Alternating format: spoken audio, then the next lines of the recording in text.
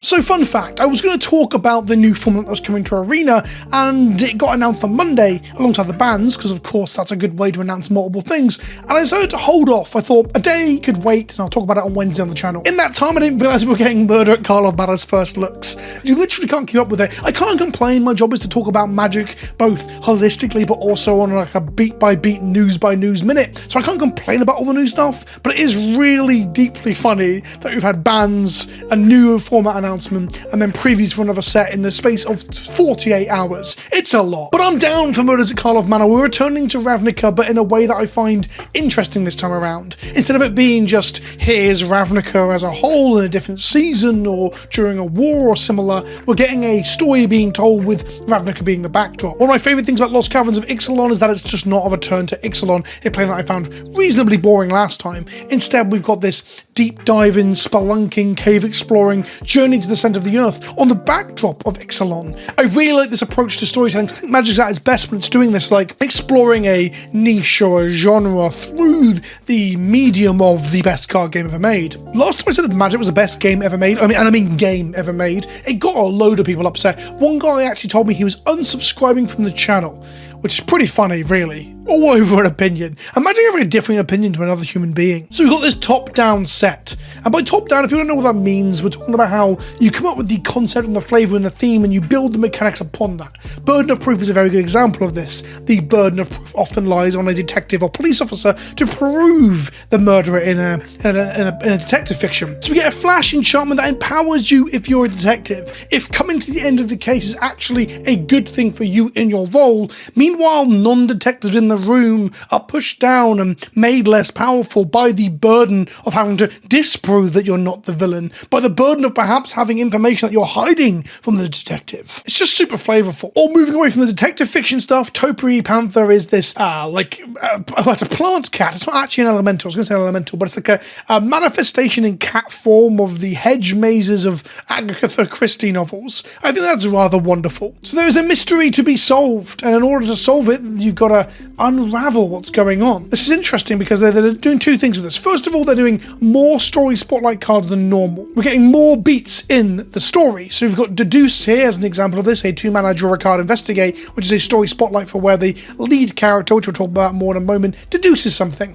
And we're getting it in a new frame treatment, which is specifically for non-creature spells. So this is the magnifying glass treatment. And this just shows us a single point in the story, which I guess, hopefully, we could put them together and sequentially understand what happens in the narrative. Another example of that is Demand Answers, where Aurelia shows up and, well, demands answers as a story spotlight, as we can see from the story spotlight in the bottom left-hand corner. The important thing about this card, there's two things I want to talk about here. One, Aurelia is back, coming to that more in a second. Demand Answers is essentially a power-crept version of Thrill of Possibility, which is arguably a power-crept version of Tormenting Voice. We get a 2-mana draw to an instant speed that says you have to discard a card or sack an artifact as part of its cost, which means that you've got an alternative way of playing that Thrill of Possibility that can allow you to sack things like Ica Wellsprings and similar. This card is actually pretty good. I consider seeing some play in some combo decks somewhere in some format. But yes, Aurelia, the Law Above, is back. There are some guild leaders. I believe they mentioned there's going to be 6 or 7 guild leaders. That number might include the Guild Pact himself and Niv Mizzet, and they're all getting this special treatment, the city treatment. In the case of Aurelia, the Law Above, she's a 5-mana 4/4 angel that has flying, vigilance, and haste. Whenever a player attacks with 3 or more creatures, you draw a card.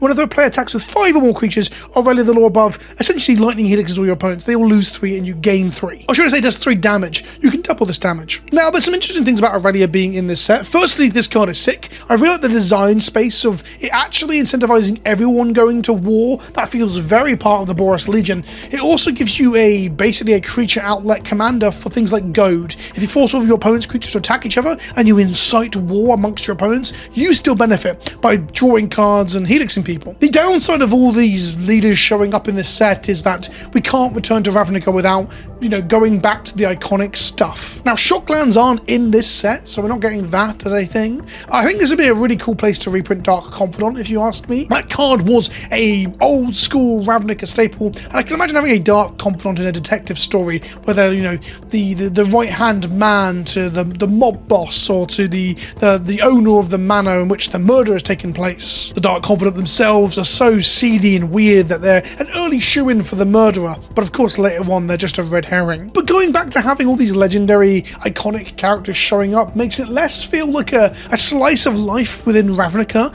and a story being told upon Ravnica, and more feels like we need to have the member berries, we need to have the iconic stuff, the characters and the things. I guess in some ways it talks to how Ravnica doesn't have iconography that's iconic enough. The guild gates and the steam vents of the Izzet aren't enough to elicit this feel without introducing some of the original characters or the characters that we've come to know and love. It's just funny that a murder mystery on Ravnica had to involve multiple guild leaders. Small place, really. On that topic, we do have Rakdos. We've been shown his card, Rakdos, Patron of the Chaos, which is a 6-mana, 6/6 flying trampling demon. At the beginning of your end step, target opponent may sacrifice 2 non-land, non-token opponents. If they don't, you draw 2 cards. So it gives your opponent a choice to edict themselves or just let you draw some cards. Strong effect, powerful, very Rakdos, or at least very this color pairing. Doesn't really remind me of the carnivals of chaos that you see in Rakdos, but the sacrificing thing did become part of their identity with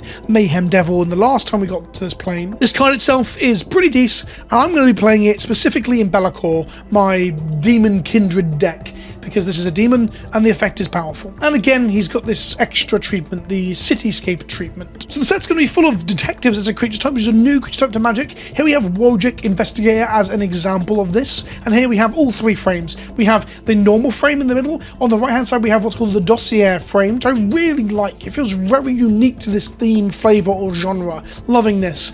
On the left here we have the buyer box promo for the Wojciech Investigator, which is an extended art version of it. These are the only ones of the Wojciech Investigator they showed off, but imagine if there was also like an extended border of the Wojciech in the middle as well. That would mean there'd be 4 different versions of this before we start talking about foils. Actually, sorry, 5, because the dossier ones also have another treatment that I'll come to in a moment. Honestly, treatment creep is kind of silly, and it's very difficult for stores to input this stuff on their websites or for people to even know what they want to buy. I really think they should peel back on this. I would love to see just one type of a card and then one extreme chase version of a card. So you have cheap, affordable game pieces on one hand and collectible fancy shit on the other. Wojciech Investigator is a 3-mana 2/4 flying vigilant angel detective that says at the beginning of your upkeep, investigate once for each opponent who has more cards in hand than you. So again, it's for each opponent, so it's a commander plan in the sense that you could be investigating up to 3 times in a 4-player game. It being a 2/4 vigilant creature with flying for 3 mana is kind of par for the course in modern card design and power creep. I don't think that's particularly powerful. I don't think this would be a constructed star anywhere really, outside of Angel, Tribal decks and Commander. We have a new protagonist in Alquist Proft, who is the Master Sleuth, one of the best detectives on Ravnica. We have the normal frame here, we have the dossier frame, and then with the dossier Secret Ink, I think it's called like Hidden Killer or something as the actual name of the treatment. These are interesting. They're a foil treatment that has extra text on it if you were to, I think, shine a UV light on it. Imagine taking a UV light to a game store and just seeing the cum all over someone's pants. Prost is a 3-mana 3/3 vigilant creature. When he enters the battlefield, investigate, which is basically the text staple to, it seems, most creatures in this format, at least the ones they've shown so far, all the detectives. It's so funny when you get like a mechanic that is basically like the poster boy or the mechanic for the set, and then you just get a load of cards that are cards we've seen before with the mechanic strapped onto it. There's one, I think it's on ice or something. It's a blue tap down some creatures and then investigate card. It's just funny because you can imagine this card already exists and they're just stuck investigate on the end of it. I'm sure we'll get a counter spell that investigates and a kill spell that investigates too. The cool thing about this though is that it's got a activate ability at the end. Tap, sacrifice a clue and pay blue, blue, white and X to draw X cards and gain X life. For those of you who don't know, that's a fan favorite, and Sphinx's Revelation is the effect that's doing there. Blake made a joke in the video that it's not just Sphinxes that have revelations. That's a really cool thematic flavor point, that this Master Sleuth will eventually have a revelation, and that revelation will pull you far ahead or get you to your end goal. I love that. On the topic of more like flavor successes, we have Meddling Youths. Really big fan of this. 5-mana 4/5 with haste. Whenever you attack with 3 or more creatures, investigate. I like the fact that it allows you to attack with creatures that aren't itself, even though it's got haste to enable this, so really it's this and 2 other creatures. but it's a limited card, right? Basically, maybe a small commander card in some circumstances. But the thing about this is that it's a top-down design again. They've tried to make the Scooby-Doo or the Scooby Gang meddling youths, and we've got it here. It's a load of kids being detectives, and in the normal frame, they're unmasking some villain, and the flavor text says, well, if it isn't mean old Mr. Larchbottom, who's always been so eager to have the only dumping store in Oxblood Alley, which is the typical conclusion to a Scooby-Doo story, is them unmasking a villain and explaining why they've done what they've done. And then the other one's a bit more on the nose. The dossier treatment says, chaotic but surprisingly fearless, often seen in the company of a strangely intelligent hound. I like it. I do think it's funny. I do think it's cute. It might be a little bit on the nose, but I love this kind of stuff. It really helps to evoke the genre with which Magic is borrowing from this set. There are going to be serialized versions of the guild leaders, which I almost forgot to mention, because, well, of course there fucking is. Krenko is back from some of the key art that was shown, and they did mention that Niv will also have a serialized version, so Niv Mizzet is back. This will be his 5th or 6th version. He's got 3 blue-red ones, 2 5-color ones. That's 5. This will be the 6th Niv Mizzet we've ever had. That's crazy. These are the impossible lands. These are one of the, or if not the only, full art land being shown in the set. And if anything, they do remind me of like Rollercoaster Tycoon or a particularly densely packed city in SimCity 2000, and that's not a criticism. I like that these are so aesthetically unique compared to other existing lands. They do remind me a little bit of the isometric Fallout lands, simply from being from an isometric perspective, but I really like them. They don't scream that I must go out and buy as many as possible, but firstly, I can tell what they are from a distance thanks to the color coding, which is really important for the Fallout lands, and something they've missed with some of the stuff like Kaldheim and definitely for Double Feature, but also I just like that they're so unique compared to other existing lands. I know they don't depict an actual island or an actual swamp, as I've seen some people complain about online, but if that's your complaint when looking at fucking Ravnica lands, then you're being a pedantic asshole. And they showed off the composition of play boosters too. I'm not going to go into it in too much detail, but I'll put it on screen now. They showed off like what slots can get what, including where the list is and similar. We see the detective token in this. There's going to be cards that make 2/2 detectives. That's fun. And they also showed off like Crashing Footfalls will be one of the special guests for the set.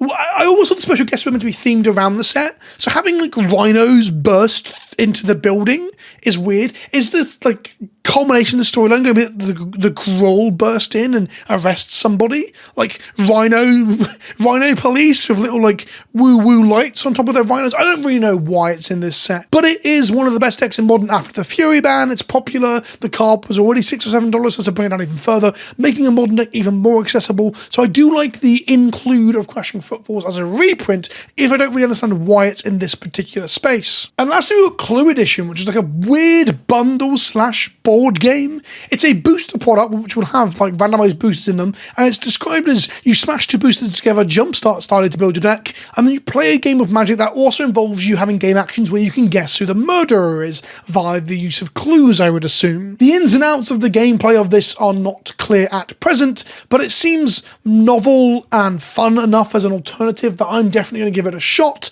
I actually really like this idea. For the Europeans watching, Clue is just Cluedo. We call it Cluedo in the UK. I don't know why it's got different names. Each box has a guaranteed shock land, of course, to try and sell it to the competitive players. They've got to try and, you know, tick all the boxes, right? We've seen Steam Vents and Hallow Fountain both depicting what they claim to be like rooms you'd have in Clue. I don't know how many houses in the Clue universe have hot tubs with Azorius stained glass. This does mean that we're getting Shocklands in the Ravnica Remastered set and in the Clue spin-off product from Murder at Karlov Manor. Also, I'm going to take this point to mention, I keep wanting to say Murder at Markov Manor, with the Markov as being a family, the Edgar and Soren's family from Innistrad, and Karlov being the Ghost Council people of Ravnica. And it just bugs me that I can't get it through my thick skull that they're different. They sound too similar. I do think reprinting Shocklands and Fetchlands into the dirt is a good thing. I do and have said and will make future videos about how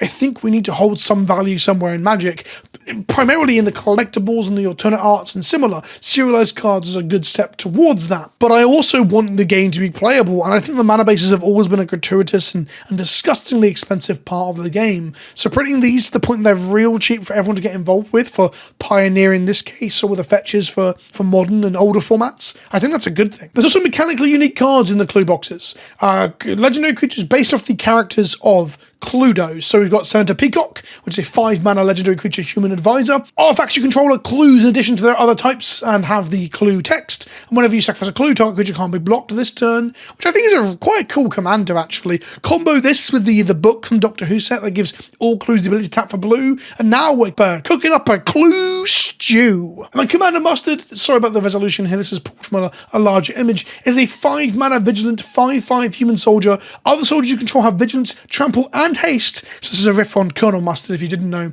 And for 4 mana, at the end of turn, soldier you control gain whenever the creature attacks, deals 1 damage to the defending player. Colonel Mustard is my favourite of the names. Maybe Professor Plum. Professor Plum or Colonel Mustard. So that the fact we've got Commander Mustard, and he looks like this bloody, like Boris Legionnaire retired war veteran, is actually pretty dope.